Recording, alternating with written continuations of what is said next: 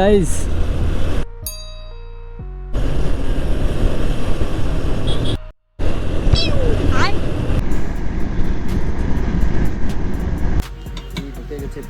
এই যে হচ্ছে গাড়ির অবস্থা আর এই যে হচ্ছে টায়ার অবস্থা। দাদা এখানে খুলছে, দুটা লিক বাড়াইছে এখন ভিতর থেকে লিক। এই দেখো গাইস আমাদের সাথে কত মানুষ দেখা করতে এসছে দেখো।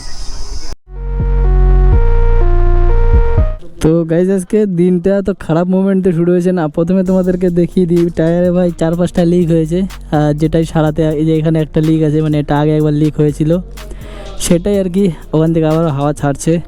আর এসেছিলাম পেট্রোল পাম্পে, যেখানে 200 টাকার বেশি তেল দিল না। আর এখন যাবো আমরা আবার পাকুয়ার দিকে, তাও আবার বাইকের লিক সারাতে। একটা লিক প্রায় 250 টাকা করে নিয়ে নেবে, কারণ কি ভিতর দিয়ে লিকটা সারাতে হবে। সেবং করে এখানে ক্যামেরা লাগাচ্ছে, তো ক্যামেরাটা লাগাও। তো গাইজ আজকে শুরুতে এত খারাপ জিনিস দিয়ে হয়েছে না, কি বলবো ভাই। আসলে আমার বাইকের কোনো কিছু ঠিক নেই। তো প্রথমে তো বাইকে 3-4টা করে লিক হয়েছে, তার উপর দিয়ে ভাইজারটাও গেল ফেটে। কি বলবো, দুঃখের কথা। তো এরকমভাবে আজকে যাচ্ছি আমরা পাকুয়ায়, আর পাকুয়া থেকে আমাদের লিক সারাতে হবে। সত্যি কথা বলতে পকেটে 1 টাকাও নেই, ফোনপেতে জানি না কত টাকা আছে। তো এইরকমভাবেই চলছে আর যাচ্ছি আমরা পাকুয়ার দিকে।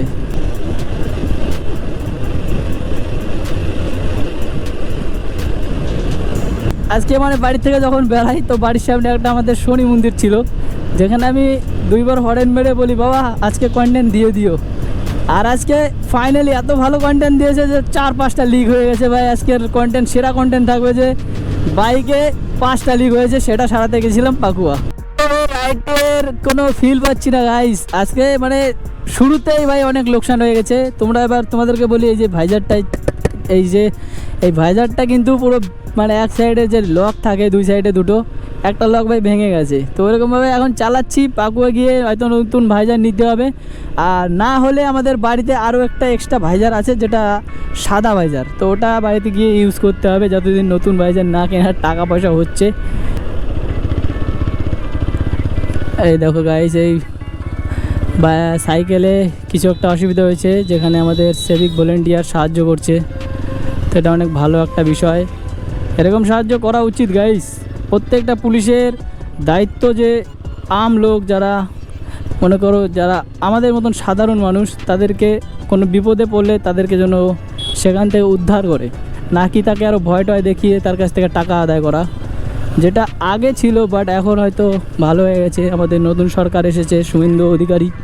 তোমরা ফাইনালি আমরা পাকুয়াতে চলে এসেছি, আর এখানে একটা দাদার দোকান পেয়েছি, যেখানে নাকি ভিতর থেকে লিক সারায়। আর হ্যাঁ, সব দোকানে কিন্তু ভিতর থেকে লিক সারায় না। তো এই দাদার দোকানে এসে আমরা লিকটা সারাচ্ছি। দাদা এখানে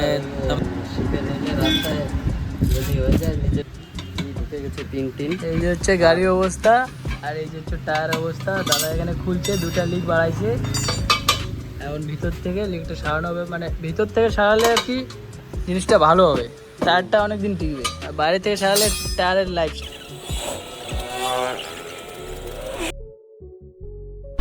সো গাইজ অনেক স্পিডে কাজটা হয়েছে, মানে হাইস্টলি কতক্ষণ দেরি হবে, আধা ঘন্টাও হয়নি, 10-15 মিনিটের মধ্যে আমাদের কাজ হয়ে গেছে। তো পাকুয়া ভাই কি লেভেলের রোদ পড়েছে আজকে। তো সবুজ দিছে কেন, সবুজ দিছে কেন?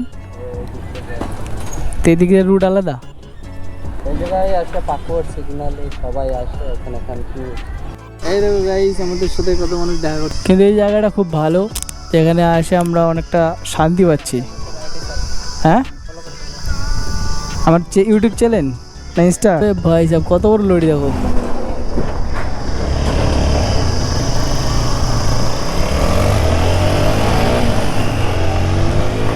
তো গাইস এরকম যদি কেউ দেখা করতে আসে না, তাহলে আমাদের খুব ভালোই লাগে, মানে কতটা এক্সাইটেড থাকি।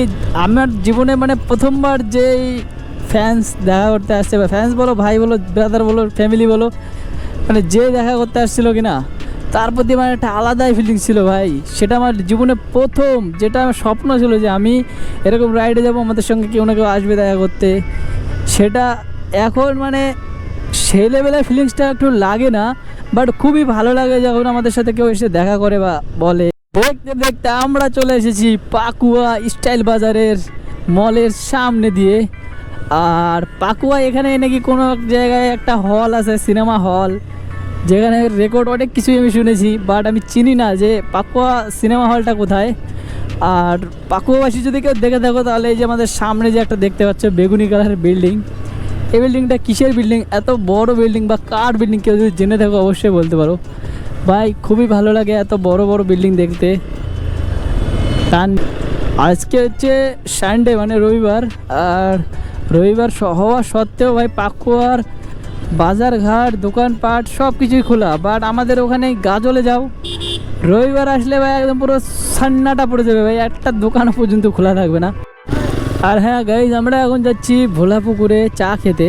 আর এখানের চা নাকি অনেক টেস্টি, অনেক সুস্বাদু একটা চা, সেখানে নাম করা চা। তো ওটাই আর কি আমরা আজকে ফার্স্ট টাইম টেস্ট করতে যাচ্ছি। তো চলো গাইস, দেখা যাক আজকে কেমন এখানকার চা, কেমন টেস্ট। কিন্তু দাদু এখনো চা বানিয়েই যাচ্ছে। তাহলে বলতে পারো রাইডের মাঝে বর্তমানে আমরা দাঁড়িয়ে আছি ভোলাপুকুরে। আর দেখতেই পারছো আমাদের হেলমেট রয়েছে ব্রেঞ্চের উপরে, আর আমরা বর্তমানে এরকম মাটিতে এরকম বসে চা খাচ্ছি। তাহলে দেখা হচ্ছে চাটা খাওয়ার পরে, কেননা এখানে অনেক কিছু হয়ে গেছে।